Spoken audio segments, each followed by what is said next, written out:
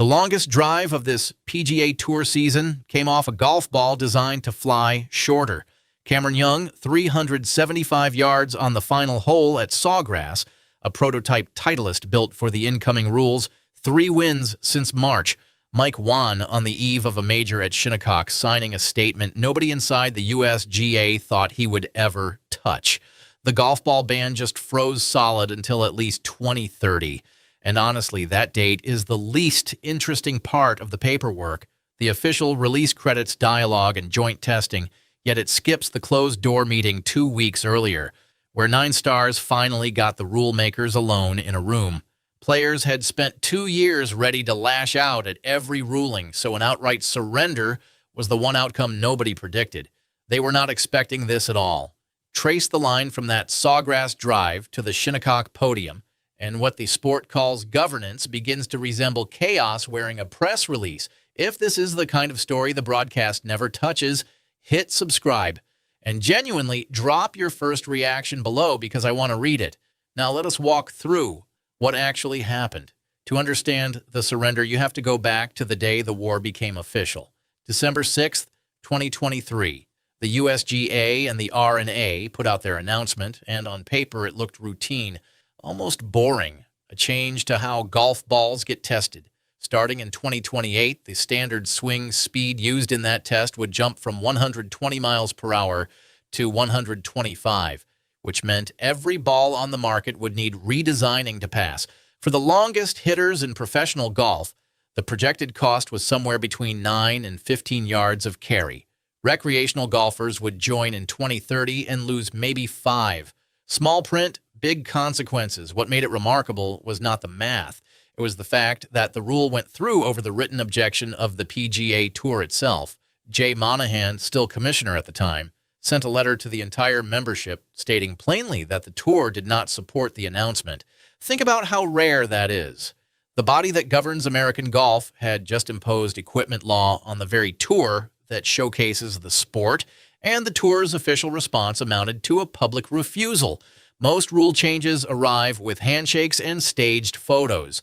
This one arrived like an eviction notice, and the men receiving it had no intention of leaving quietly. Justin Thomas had been waiting for that fight his whole career. His history with the USGA reads like a feud script, going back to 2019 when he trashed their revised rules as terrible and got into an actual public spat with the organization's own social media account, which fired back at him by name and accused him of skipping meetings. So when the rollback proposal first surfaced in March of 2023, Thomas stood at the Valspar Championship and unloaded for 3 straight minutes, a stretch he personally described as a rant. He accused the governing body of years of selfish decisions dressed up as service to the game, and he reached for a comparison that stuck. Runners keep getting faster, he argued, and nobody responds by stretching the mile. Bryson DeChambeau went further and darker. The man who rebuilt his entire body to gain speed called the rollback the most atrocious thing anyone could do to golf, a direct punishment aimed at players who had earned their distance through work. His fury made sense once you saw it through his identity, because Bryson's whole brand is the laboratory, and the USGA had essentially voted to delete his research. Keegan Bradley brought receipts instead of theories. Srixon built him a ball to the proposed spec, and he watched 40 to 50 yards vanish off his driver, a club or two of difference. He called the amateur side of the plan monstrous and said he struggled to imagine anything more stupid. Ricky Fowler took the fans' angle, pointing at the wave of new golfers who arrived during the pandemic and asking what kind of message it sends to hand them a shorter ball as a welcome gift. 20 years too late, in his view, and aimed at the wrong people. The rebellion kept widening.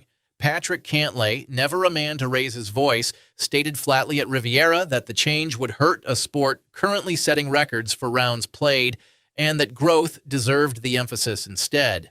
Jordan Spieth added his name alongside Thomas in blunt public comments as late as this spring. John Rahm piled on from the LIV side, which meant the anger now crossed the sport's biggest political divide. Then came the objection that should have worried the USGA most because it arrived without any anger at all.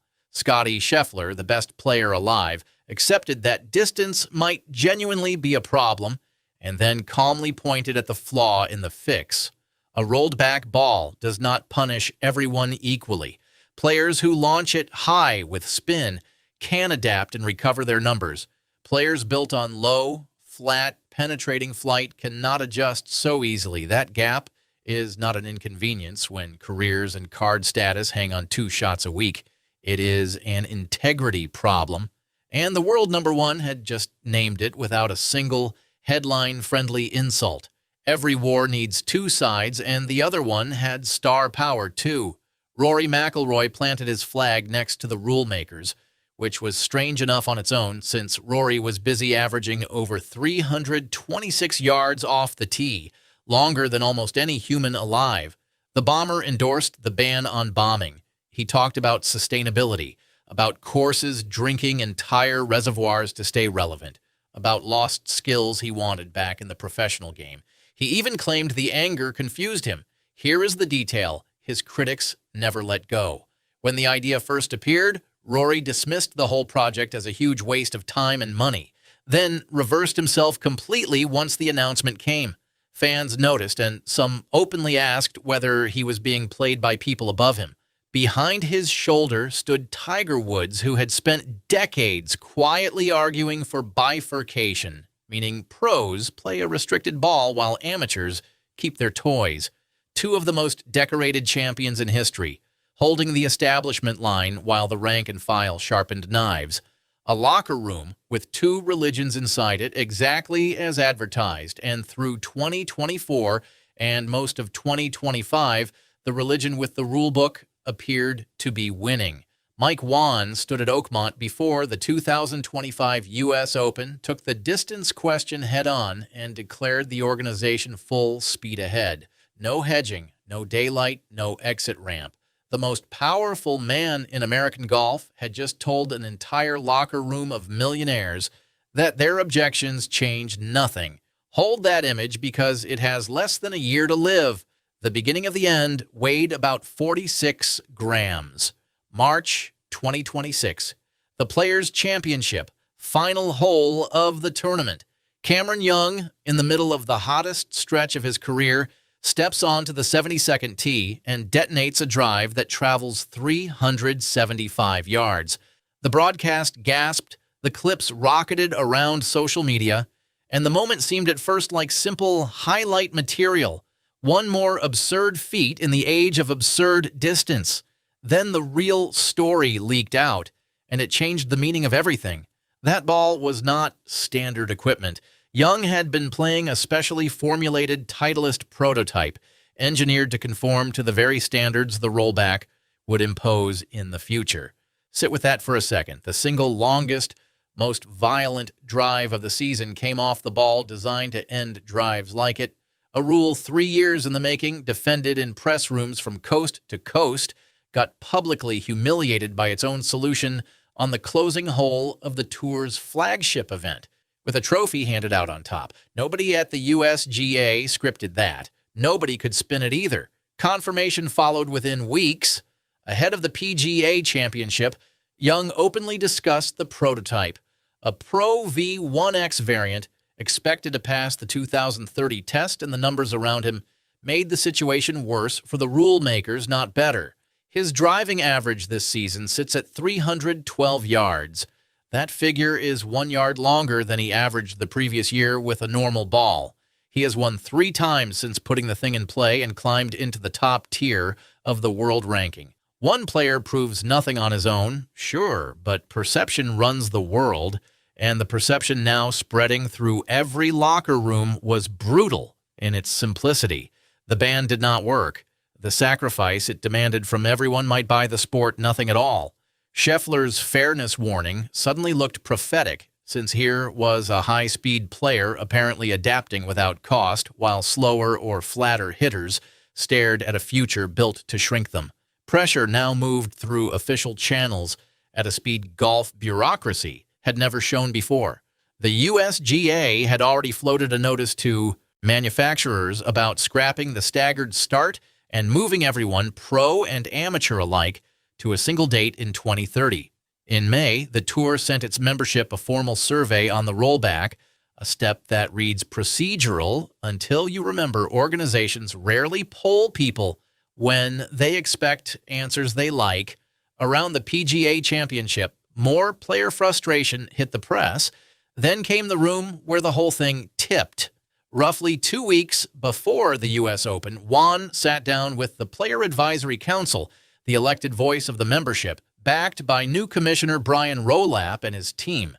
The stars laid out their case, and the fairness argument led the charge, the concern that identical rules would fall unevenly across different swings, deciding careers by physics rather than skill.